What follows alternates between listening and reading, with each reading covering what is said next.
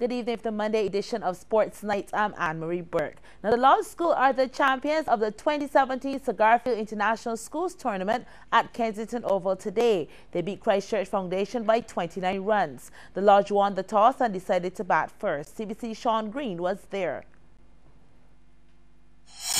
Lodge found themselves in early trouble, losing their first 4 wickets for just 64 runs in just over an hour. This is Naji Ford straight driving back past the bowler.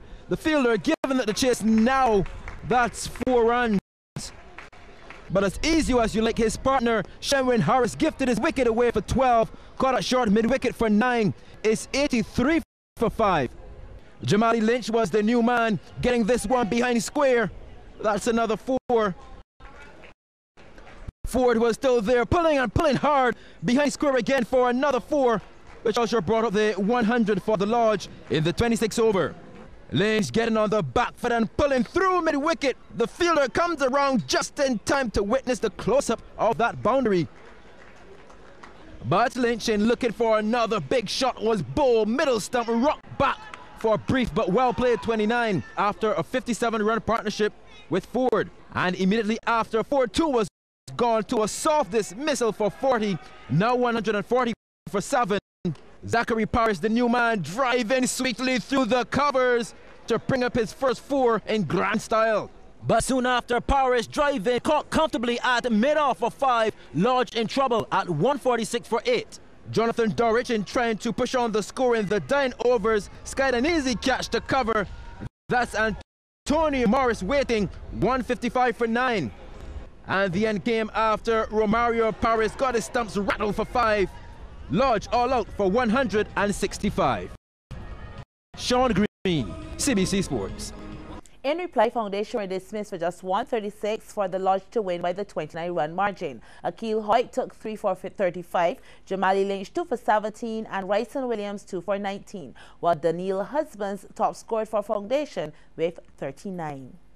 Cheyenne Brathwaite 66 and Kelano Brathwaite with 53 were the main scores for Barbados in their total of 192 against Jamaica on the opening day of the Cricket West Indies Regional Under-19 3-day tournament in St. Kitts. At the close, Jamaica were 11 for 2, with Kamari Boyce taking both wickets that fell. Meanwhile, the Windward Islands replying to Trinidad and Tobago's 233 all-out are 51 for 2 at Connery. And over at Virtuals, Guyana made 222 all-out against the Leeward Islands. Rasheem Griffith will be disappointed to have lost out on a medal in the final of the boys' 400-meter hurdles at the Commonwealth Youth Games last evening in the Bahamas. Griffith was in second place with just the last few meters to go when he was pipped on the line by 2 other athletes, which left him in 4th place in a time of 52.27 seconds, behind the winner Alistair Chalmers of Guernsey in 51.27. And in lane 4 from Barbados, Rasheem Griffith. Will he be the man of the moment? And they're off. Full lap of the track, they're going to negotiate again. 10 hurdles. Griffith is up there early amongst the leaders. Rasheem Griffith of Barbados won at Carifta last year. And he's being very, very strongly challenged. Very strong challenge coming from the young man from Guernsey. Yes. Mr. Chalmers. There's Chalmers out in front right now. With Griffith right behind him. Just falling off the challenge was Mayo of South Africa. But indeed, we're coming down to the final. Few moves, and of course, and it's going to be tough for Griffith even to hold on to that silver medal, and in fact he does not hold on for that silver medal. He did not finish the race. He must have assumed that he had it. Alistair Chalmers coming on strong out of the blocks, owning the race from start to finish. The only one who had a right to just slide to the finish. And you can see that he's ahead here, but Rasheem Griffith is right there with him. Yes. And coming down the home straight. Final hurdle. He's a little bit taller and he's perhaps a little bit more capable. Rasheem Griffith, though, just losing it entirely. Griffith was Barbados' best hope for a medal at the Commonwealth Youth Games, which ended last night. England were the winners. They had 51 medals, 23 gold, 13 silver and 12 bronze, while Australia were second with 39 and New Zealand third with 31. The top Caribbean countries were Jamaica. There were 12. They had 9. Trinidad and Tobago 13th with 5 and St. Lucia 14th with 2. Olympian Alex Sobers swam a personal best time of 1 minute 52.50 seconds today in the 200-meter men's freestyle at the 17th FINA World Championships being held in Budapest, Hungary. Swimming out of lane 8 in heat 3, Sobers, despite gaining a new personal best, placed 7th in his race and didn't qualify for the final. In the 400-meter freestyle, which took place yesterday, Sobers finished 5th with a time of 4 minutes 0.50 seconds. Also competing was Christopher Corti, who placed 5th in the 100-meter men's backstroke with a time of 57.23 seconds. We'll take a break, but coming up, the West Indies under-19s keeping up to their winning ways.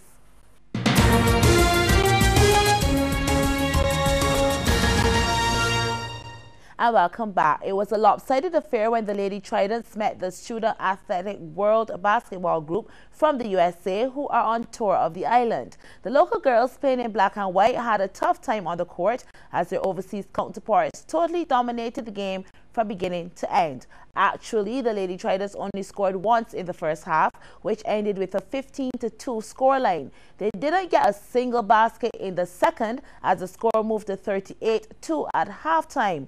The third quarter ended 52-10 before the game was closed out at 62-14. For the SAW team, Amika Holmes had a game-high 21 points, Alexis Jones 20, and Derja Vaughn had 12 points. Her 6 wickets for 46 was a performance that handed England the Women's ICC World Cup at Lord's yesterday in front of a capacity home crowd. India were cruising at 191 for 3, chasing 229, before Anya Shrubsole's 6-wicket haul broke the back of the Indian batting. We give Shrubsole tonight's extra time.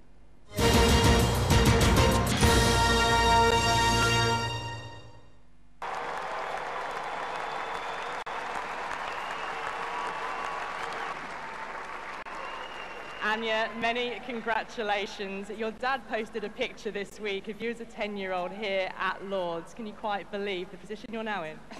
Absolutely not. I'm a little bit lost for words, to be honest, but that was just an amazing performance from everyone.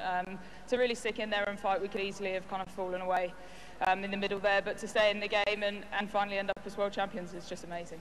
Was that wicket of Pinham Rout the real turning point? Did you sense that at the time? Yeah, I think obviously she batted brilliantly and had really made life quite difficult for us. So it was important we got her out, and then you know the pressure of a World Cup final with batters coming in, that you're always in the game, and thankfully we ended up on the right side. You say pressure, but this is Lord's, a ground that very few of you have played many matches at all. The crowd as well. How much of a help was that, and how much did the nerves come into play? The crowd have been absolutely amazing. I don't think I've ever played in a game where you literally can't hear the person who's fielding next to you. So it means a huge amount to all of us that so many people have come out and filled Lord's and made this an even more special day. And what about the journey that the team have been on to get here, not least just through this World Cup, because having to bounce back from a defeat to India in the opening game, what did that take from all of the players? I think it's not getting too down. One defeat is never going to make you kind of be out of the World Cup. We always knew that. But what this team has shown is a huge amount of fight in so many games, and I guess epitomised by today, just how hard we can fight, how much we stay in the game, and like I said, World Cup final, you never know what can happen.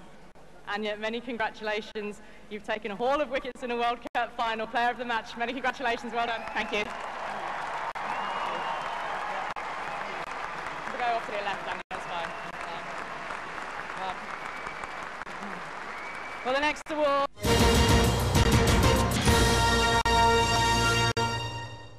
Now here's what's going on tomorrow, July the 25th. A triple header in the BABA on the 16th Summer Jam is at the Pinelands Court from 4, 5:30 and 7 p.m. In more basketball, the #1 Beauty Supplies and Beauty Exchange BABA Women's League is in Clapham with a double header at 6:30 and 8 p.m. Then in Flint Hall at Molly's Bar will be the final of the darts team knockout. Start time is 8 p.m. Well, thanks for joining us for Sports Night. I'm Anne-Marie Burke, and we'll be back tomorrow with more sports. Good night.